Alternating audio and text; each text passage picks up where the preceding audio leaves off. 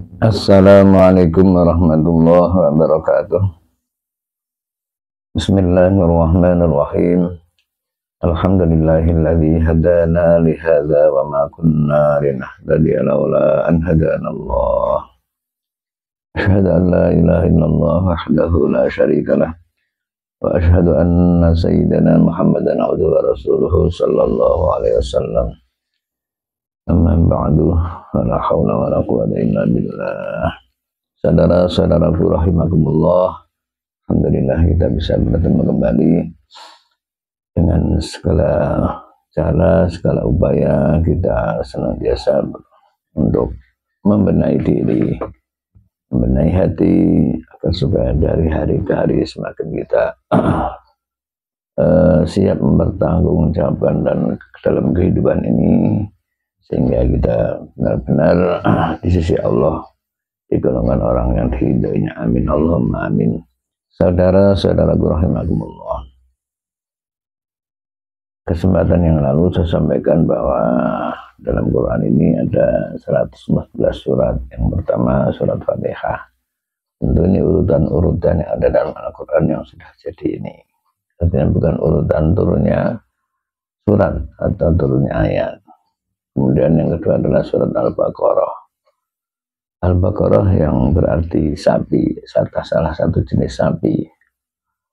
Artinya tidak sebagaimana diartikan terjemahan yang sering kita dengar dengan sapi betina.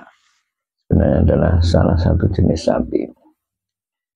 Kalau kita telusuri tentang kenapa dinamakan surat Baqarah, karena diambil dari apa yang ada di dalamnya, yaitu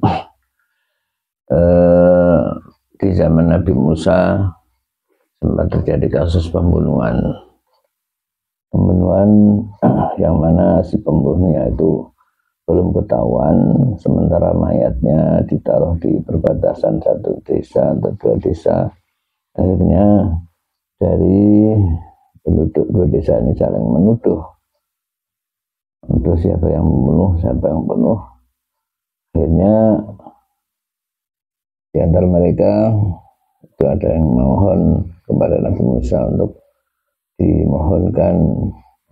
dimintakan keterangan kepada Tuhannya Nabi Musa. Semua ini diabadikan dalam surat yang namanya Al-Baqarah. Tentu ini kita telusuri, kita telah dalam rangka untuk mengkaji, dalam rangka untuk kita mengambil pelajaran tentang adanya kasus ini, ada kisah ini, dan kita ambil hikmahnya. Saudara-saudaraku rahimakumullah, di awal ayat yang menyinggung tentang ini itu langsung oleh Allah, tidak disebutkan tentang asal usulnya. Jadi a'udzubillahi minasyaitonir rajim. Idz qala Musa liqaumihi innallaha ya'murukum an tadhbahu baqarah. Ingatlah di saat Nabi Musa itu memerintahkan kepada kaumnya bahwa Allah memerintahkan untuk menyembelih sapi. Jadi langsung ke permasalahan. Maka sebagaimana yang saya sampaikan tadi, ini diawali dari kasus pembunuhan. Jadi dalam rangka mencari pembunuhnya, si kaum itu mohon kepada Nabi Musa untuk dimintakan kepada Allah siapa sebenarnya si pembunuh itu. Maka oleh Allah dikasih jawaban supaya disampaikan Nabi Musa kepada kaumnya. Kemudian disuruh menyembelih sapi.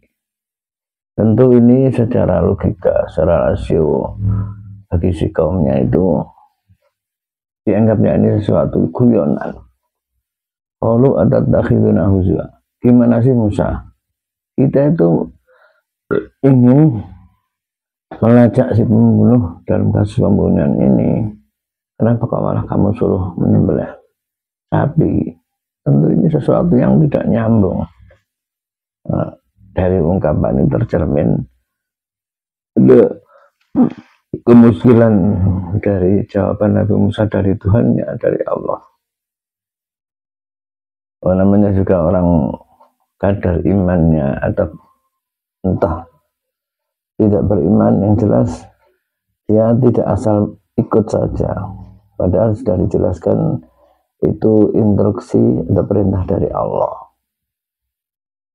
disuruh menyembelih sapi.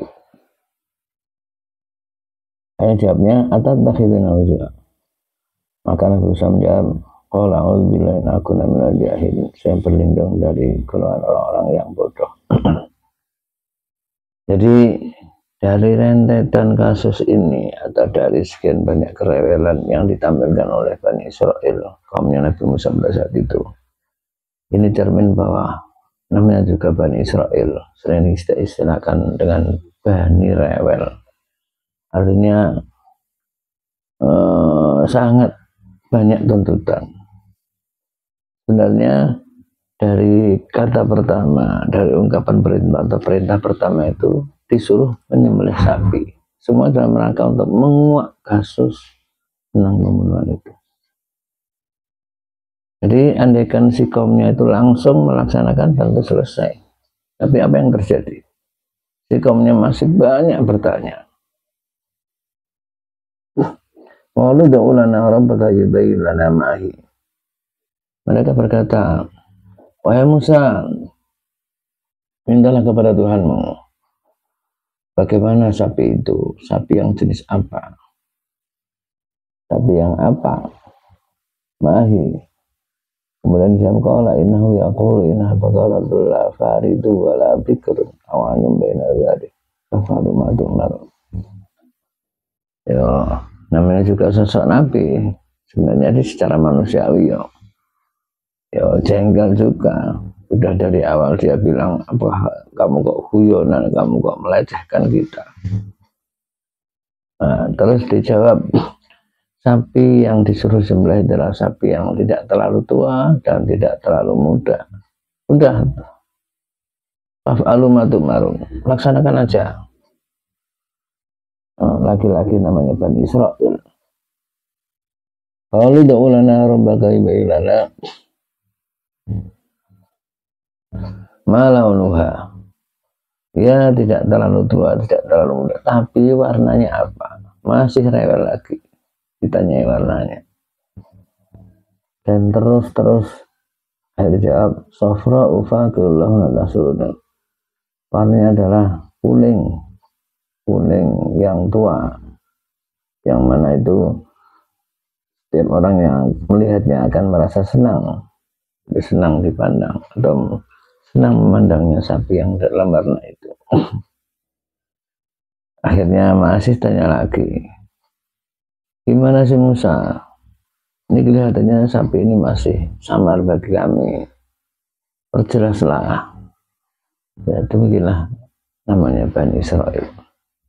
Bahkan dengan semakin banyaknya bertanya, maka justru akan semakin menyulitkan bagi Bani Israel untuk melaksanakan, bahkan hampir saja tidak bisa melaksanakan. Ya saudara-saudaraku rahimakumullah, sekali lagi ini jadi keteladanan bagi kita, jadi pelajaran bagi kita. Di hadis sudah dikatakan bahwa kebanyakan siksa yang diterima oleh kaum dulu, zaman dulu itu karena seringnya bertanya. Artinya tidak langsung ngistok nih dawe Gusti nih, tidak langsung patuh, tapi terlalu rewel, terlalu nuntut, terlalu tidak patuh. Termasuk juga dalam kasus ini, kasus Bani Israel ini. Maka dari itu, marilah dalam rangka kita ngistok nih dawe Gusti nih, dalam rangka kita untuk apa yang sudah jelas diperintahkan oleh Allah. Memang kita sebagai manusia kadang manusiawi dalam sisi apakah sebab perintah ini, atau apakah latar belakang ini, atau apakah kenapa ini diperintahkan. Kadang-kadang itu satu pertanyaan yang menggelitik kepada kita. Tapi sebenarnya ada satu etika, sesuatu yang tidak pantas untuk dilontarkan, disampaikan. Karena bagaimanapun mama ada itu apa, segala sesuatu yang datang dari Tuhannya, dari nabinya, hendaknya sekaligus dijalankan segala perintah. Demikian pula apa yang dilarangnya. Sebenarnya kalau sudah begitu saja sudah selesai. Tapi sekali lagi, karena banyaknya bertanya, akhirnya justru akan semakin menyulitkan kepada orang yang banyak bertanya. Karena itu sekali lagi menjadi pelajaran bahwa pada akhirnya setelah dapat siang namanya si sapi, akhirnya apa yang terjadi? Setelah disembelih, maka bagian tubuhnya dipukulkan kepada si orang yang mati, yang terbunuh tanpa diketahui pembunuhnya. Maka si tadi orang yang sudah mati tadi bicara tentang si pembunuh aku adalah ya orang yang melapor kasus ini. Biasa sih, maling teriak maling itu biasa, PKI teriak PKI itu biasa, seperti termasuk kasusnya ini. Saudara-saudaraku rahimakumullah, di samping itu pula, kenapa di sini yang diambil, yang digunakan adalah hewan yang namanya sapi. Ini tersimpan satu tujuan, diantaranya bahwa dulu pernah Nabi Musa di saat munajat kepada Allah selama 40 hari, kaumnya ditinggal dan dipesan kepada Nabi Harun, apa yang terjadi? Kaumnya menyembah sapi, menyembah bedet.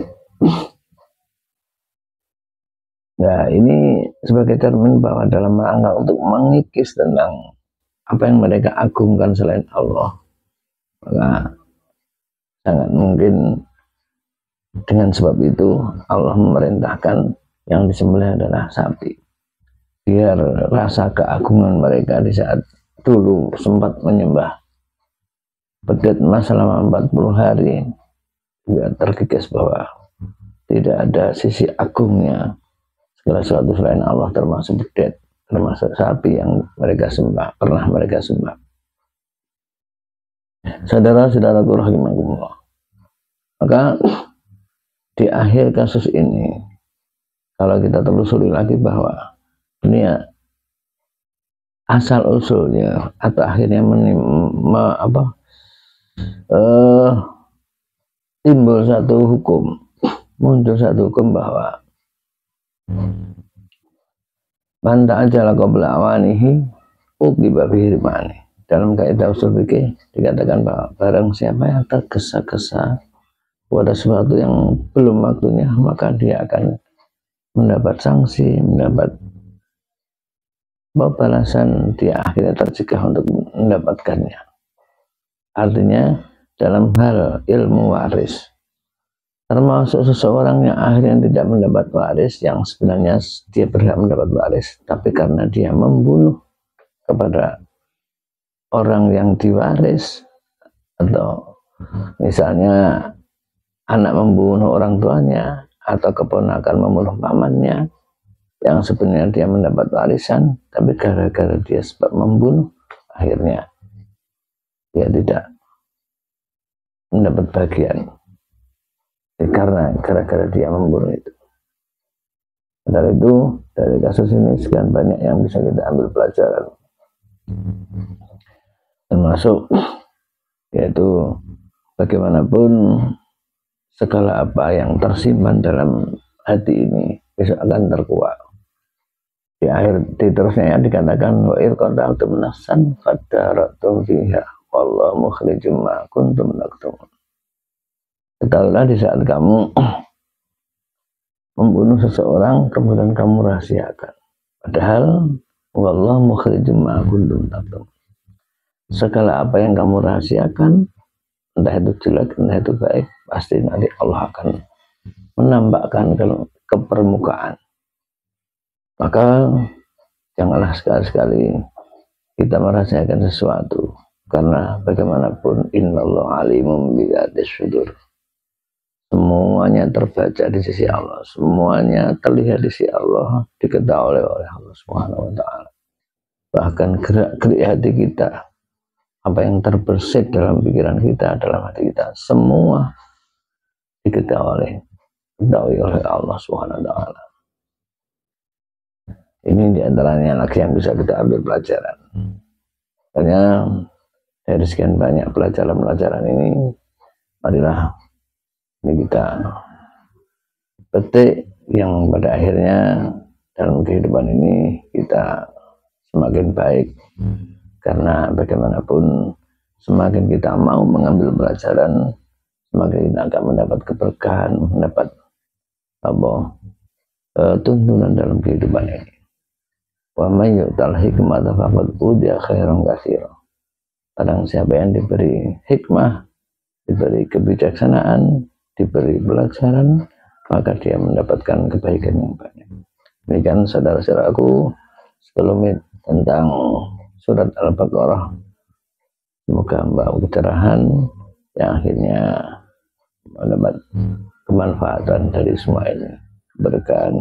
Wallahu a'lam. Wal afu minkum. Assalamualaikum warahmatullahi wabarakatuh.